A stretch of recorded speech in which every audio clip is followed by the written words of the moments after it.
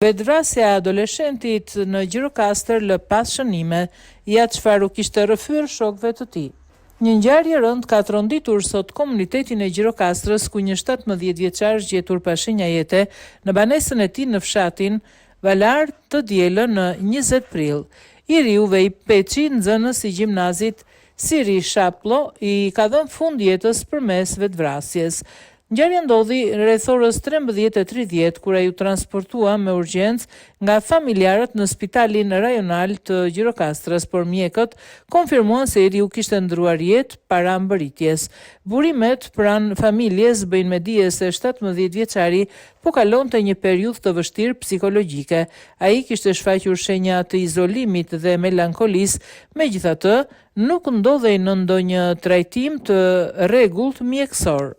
Ekspertët kishin sugjeruar ndërhyrje të specializuar, por duket se sinjalet nuk janë marrë në kohë seriozisht. Vejpi kishte paralajmëruar aktin tragjik duke i rrëfyer mendimet e tij disa prej shokëve më të afërt, ndërsa në banesë janë gjetur edhe disa shënime ku i kërkon ndjes prindërve, mësuesve, psikologes që e ka trajtuar dhe miqve për shqetësimet që mendonte se kishte shkaktuar. Ai jetonte në fshatin Valar me nënën dhe 2 motrat më të vogla, ndërsa jati punonte si kuzhinier në një anije në Greqi dhe ndodhej shpesh larg familjes për periudha të gjata. Policia ka sekuestruar telefonin, shënimet e lëna dhe disa sende personale, ndërsa ka nisur marrje në pyetje të bashkë moshatarëve dhe stafit shkollës për të ndihmuar në zbardhjen e motivit të ngjarjes. Hetuesit po ndjekin disa pista, përfshirë edhe mundësinë e një ndikimi me natyrë fetare, ndonse kjo nuk konsiderohet si pjesë kryesore për momentin. Ngjarja vjen vetëm 2 muaj pas vetvrasjes së një tjetër 17 vjeçare, Irsa Meçollari, nga e njëjta shkollë.